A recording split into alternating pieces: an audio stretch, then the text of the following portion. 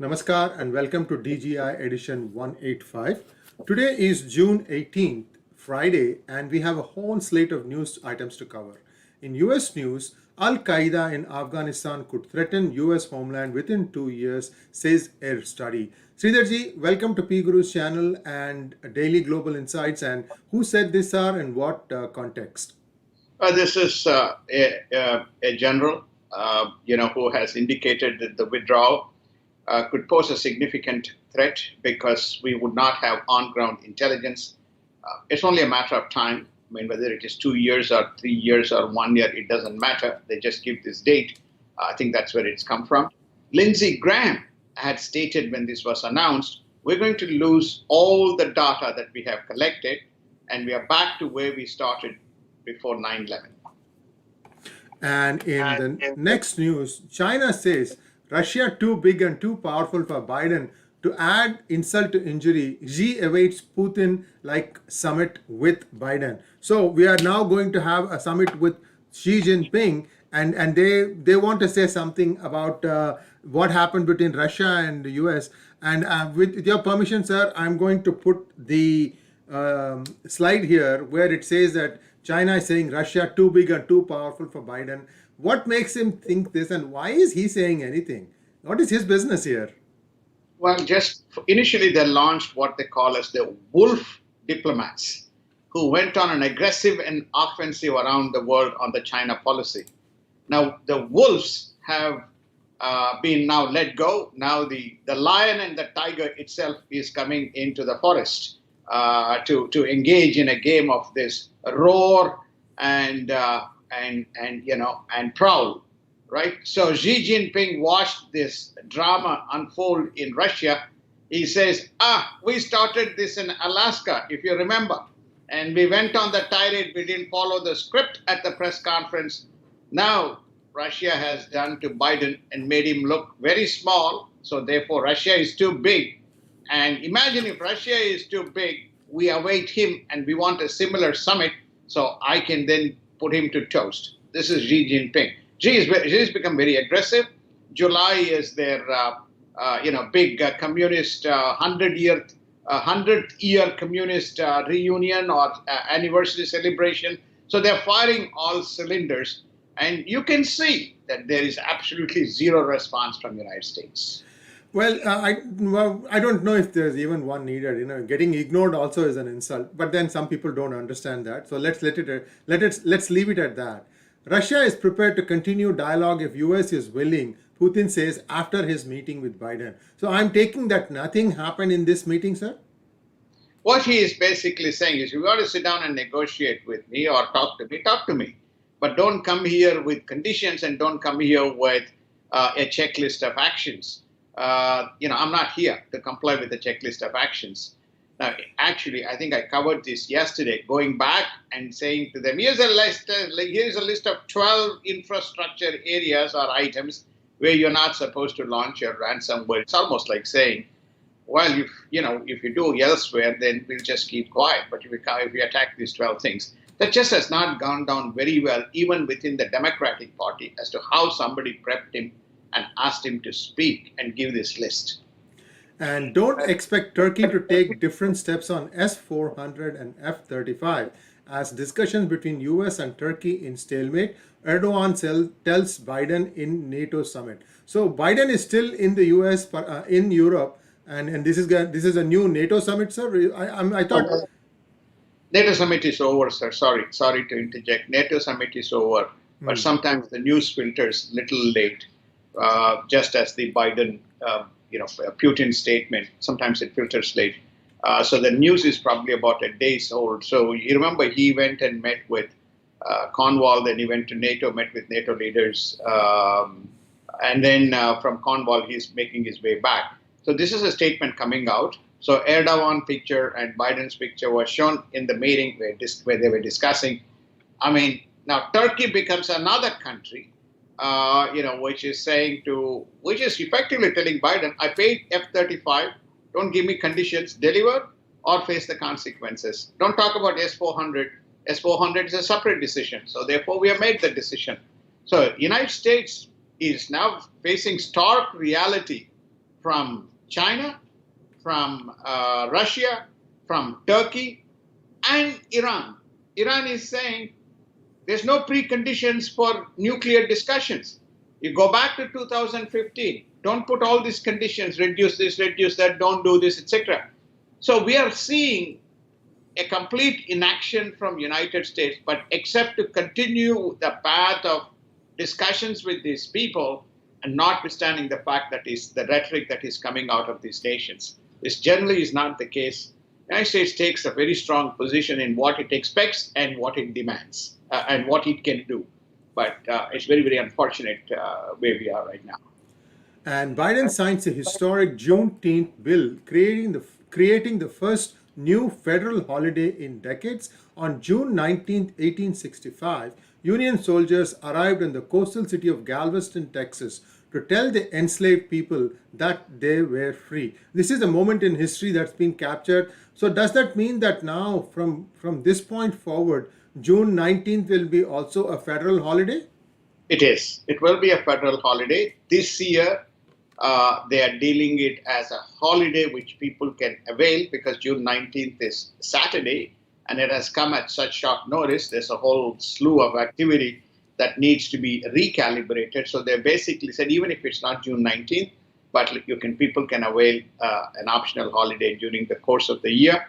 This is some institutions. Some institutions may put a timeline. But I think forget all of that. This is a very historic, very emotional, and a closure for a lot of people because, the most horrible thing is slavery. The fact that it is being recognized as a liberation and freedom and a day to celebrate in human history. I think that it's extremely, if we can, are we going to put that picture? Yes, I already did, sir. I already did. Yeah, you can see the happiness and probably tears in the eyes of many people. Some of them have seen somebody within their family, lived and transitioned. Of course, everybody has an association with that, in some way, the association with the history. But it's a very emotional moment. I think one of the most positive things that has come out, in the first few days of the first 120 days or 130 days of Biden's policy, this was unanimous support, more or less a unanimous support from both House and Senate when it was passed. And Supreme Court rebuffs GOP's Obamacare challenge and by a 7-2 majority ruled that Texas and other states have no right to bring their lawsuits in federal court. The law is left intact. This is the Obamacare, and by the way, personally, I'm all for it. I believe that it makes the affordability of healthcare possible to all stratas of society in the United States. I don't know your thoughts, sir, on this particular decision. Will that now be set to rest? I don't think GOP should be chasing this. They have other things to follow.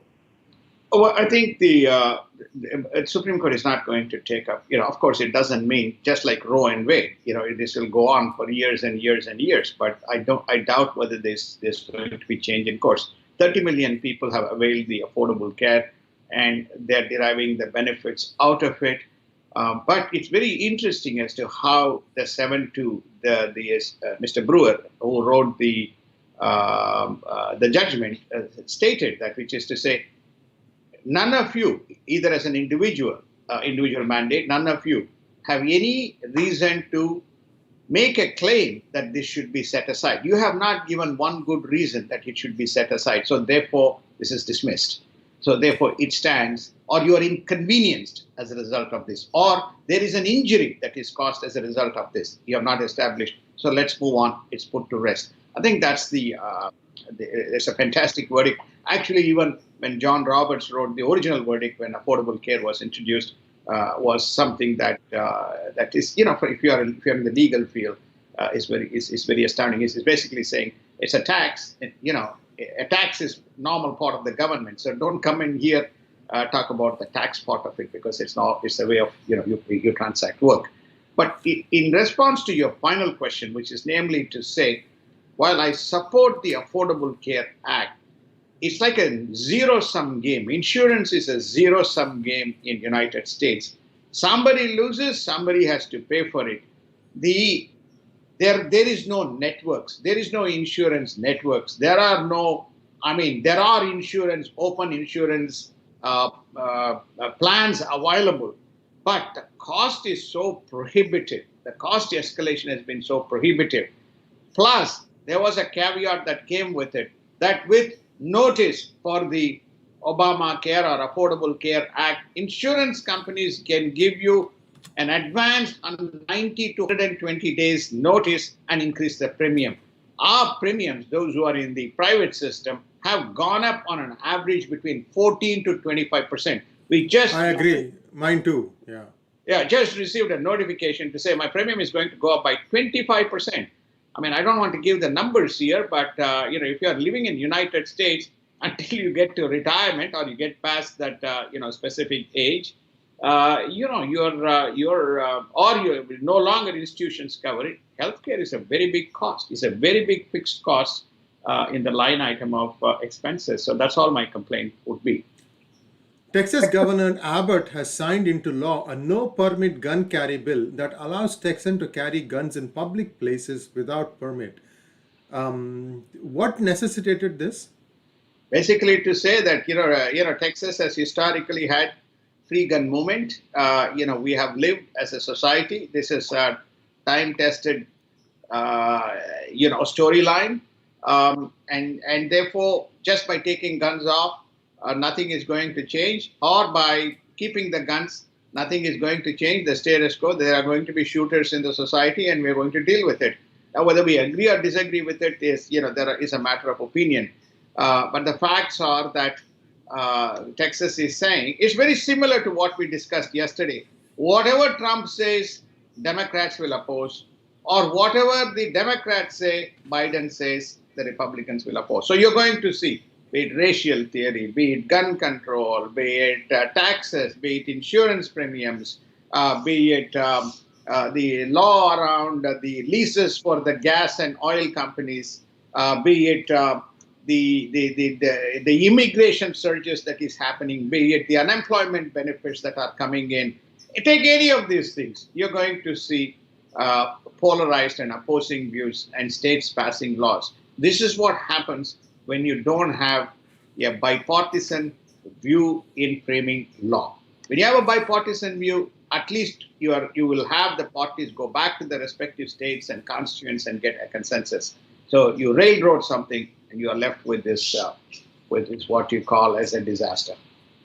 US to invest $3.2 billion in quest for a COVID-19 pill, and scientists calling for probe of Wuhan virus were fearful of being associated with Trump caused delay. That means it is like they were thinking that if they say that there must be a probe of what happened or where the COVID virus originated, then they would immediately be associated with Trump as being a Republican, and therefore they decided to keep quiet. This is astonishing, sir. Or maybe it is dumb stupidity. I mean, for scientists of such intellectual heft to do something like this, it begs belief that, this is amazing. This is a beggar's belief. I just can't believe that somebody would not speak up for truth. Science, human dignity, and human values seems to take a backseat when it comes to political alignment and politics. What we are left with is 4 million people dead and 35 million people affected. The world is in economic crisis.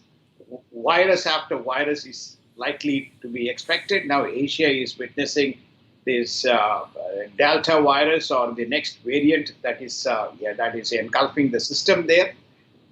And yet you have scientists and doctors and so on who have kept quiet because they feel if they had spoken up, they would be part of mistaken for being aligned with Trump. I mean, I think you have expressed those words. I don't want to say, but more and more, as you have more and more discovery and truth, this is nothing but leaves you dumbfounded. And in Indian news, Afghan and Indian diplomats discussed the changing situation in Afghanistan, including an outreach to Taliban. India's defense minister inaugurates 12 roads built by the Border Roads Organization in Ladakh, Arunachal Pradesh, and Jammu and Kashmir. And India provides $100 million line of credit to Sri Lanka government for solar energy projects. So I think India is trying to retrieve some of the lost ground to Sri Lanka. Your thoughts, and is it too little too late? Well, I think India has taken a very correct strategic view, which is to say that wherever there is an opportunity and makes commercial sense, then we'll come forward and offer you the support. Okay. With regard to the Port City project, Colombo Port City project, um, the reasons are that there was a joint proposal between India and Japan presented to for what you call capital commitment and the development of the port. They chose the other way, and they have taken the 1.2 billion dollars or whatever the number is, that big number is. The number that I'm hearing is 1.2 billion and conceded ground. So Sri Lanka is like South Asian diplomacy is very interesting.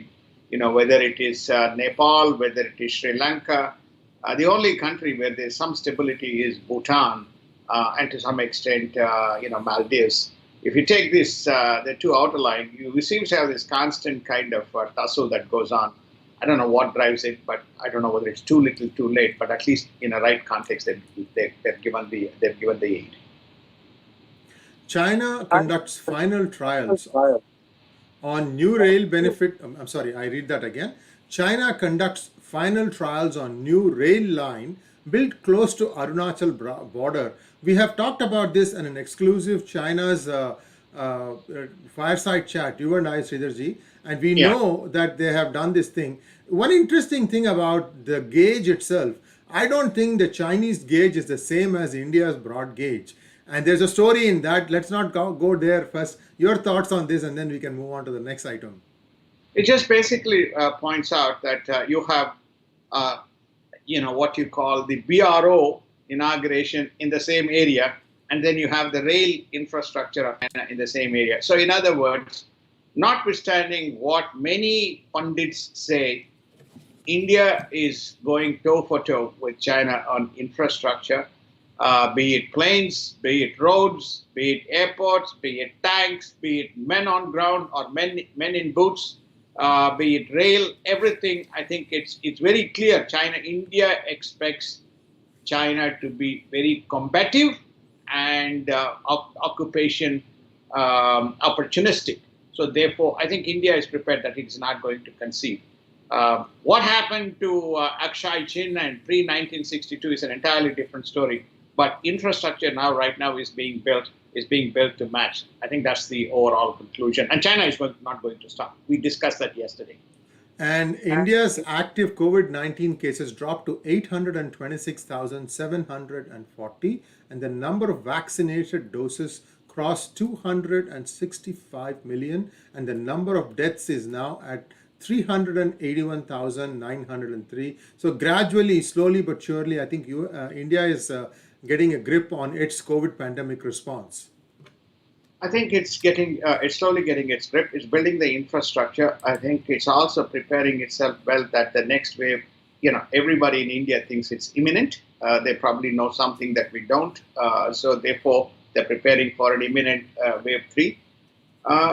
Vaccines are also I think they're going to step up the vaccines. But that specific number is, again, an astonishing number when you look at the world in an overarching context. Just to give you, 60 million doses has been given by Britain in the first dose, and only 30 million doses have been given as the second dose. So, which means totally 90 million doses have been given in Britain, which was one of the first places to have a vaccine out. Whereas India is around 263 million, and it is not far off that India will cross 300 million. I've also seen numbers where the daily vaccinations ranges from 1.5 million on the lower side to about 3.8 million. India hasn't touched 5 million, has it? 3.8 million doses. What causes the variability? I don't know. But these huge variations, but also the number of vaccine doses that is administered is fantastic. And they can easily hit that 5 million dose number very, very soon. And let us take a look at global news now. The Global Competitive Index scores, US holds its position. China moves up the ladder and Taiwan moves to number 10 spot. Somehow I just have a difficulty believing this. I'm going to put up the chart for this, sir, and it is up now. People can see it. Switzerland has moved to number 1 from number 3 in 2020. Sweden has moved to number 2, and Denmark is at 3. Netherlands has stayed there, and US also has stayed, and so has India. Sir, your thoughts on this? Do you think this is real or is it another planted news? Well, it's a news that it is out there. So what I decided to do, I mean, readers and viewers and others can do the same. There's another chart which is called as the opinion of China chart. So if you overlay these two, the opinion of China around the world has shifted from an acceptable percentage of somewhere around 60% to less than 20% in most countries. How can you have a competitive index of China going up when you have an opinion index one going south, one going north? So very clearly that what they're saying here is, well, China is very good as long as you comply with all the Chinese draconian laws that they impose on you, from capital controls to intellectual capital to intellectual property rights to law and enforcement, and as well as to their own regulatory norms, which they impose on almost all of the institutions. And yet, it is a very good nation, and it has moved up on the competitive ladder. It is converging on United States. So here's the dichotomy. And I think you have answered I don't want to say whether it is fake, it's a data point, but people can make their own judgment.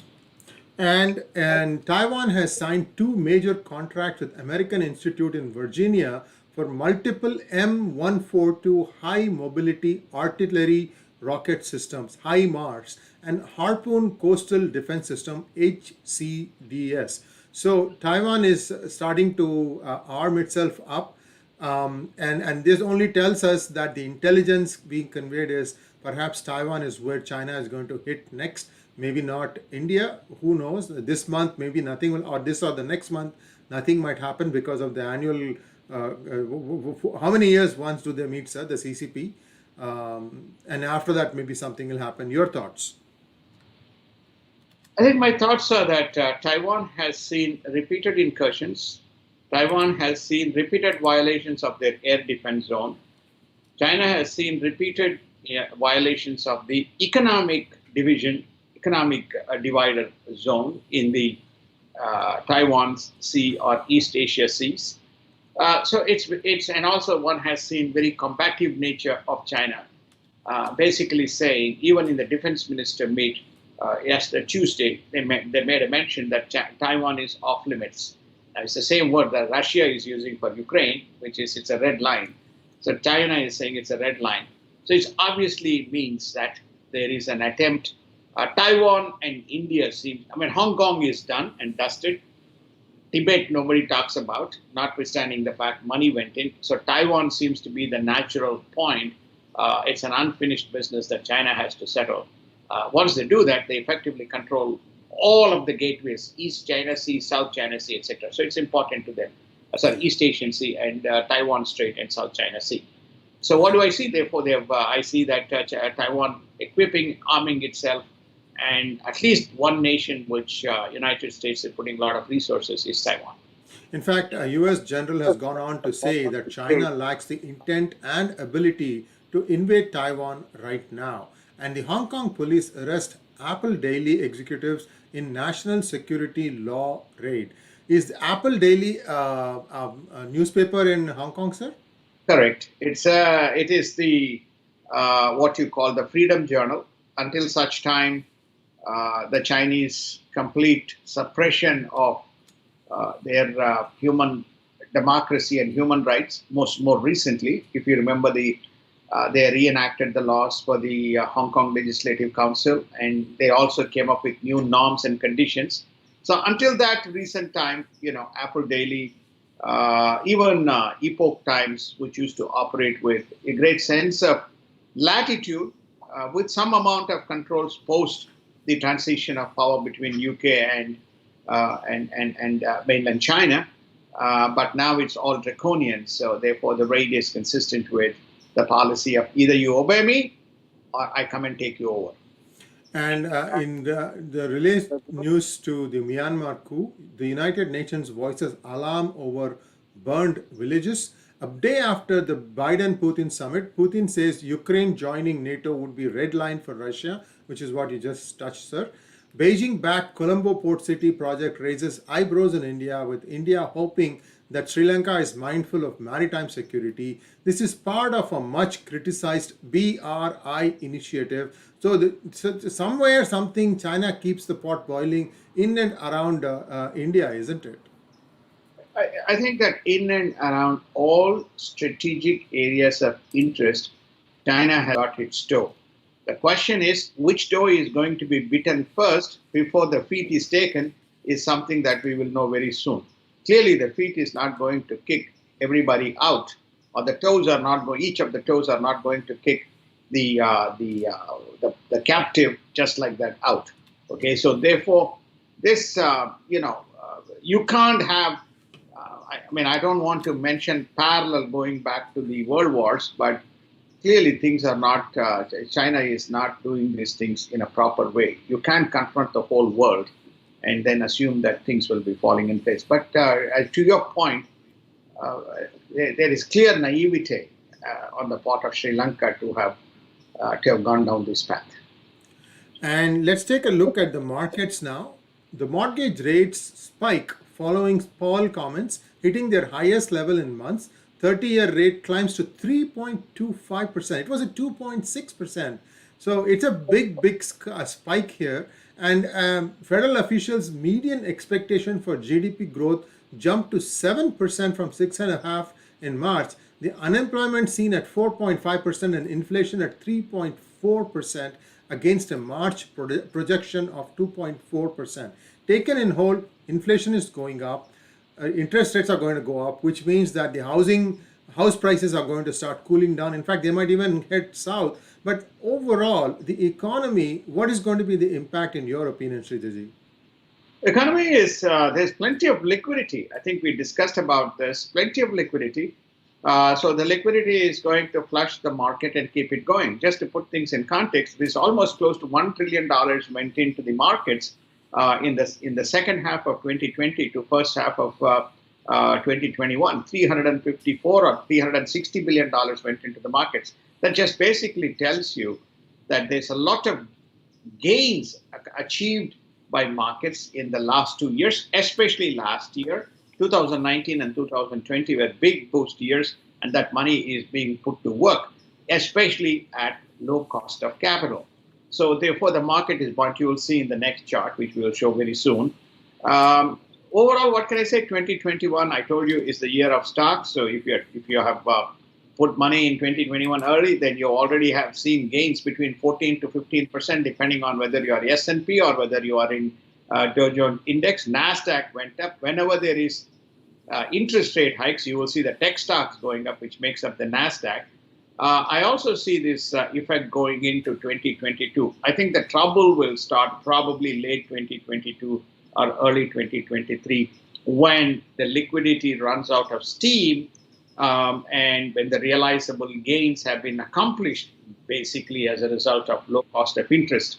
And when the interest rates go up, which is from 2023, and you will see some early indications, that's when they will be pulled back on investments on capital items as well as the expansion programs around employment.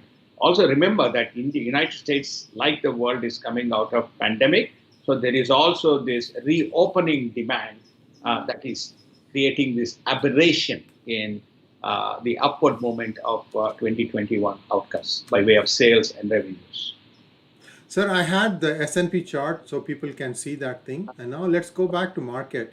The market recalibration with medium long-term look at tech and long-term bonds. So there is going to be some calibration or recalibration of tech stocks at least. And long-term bond, do you think, are they going to go up or down on long-term, sir?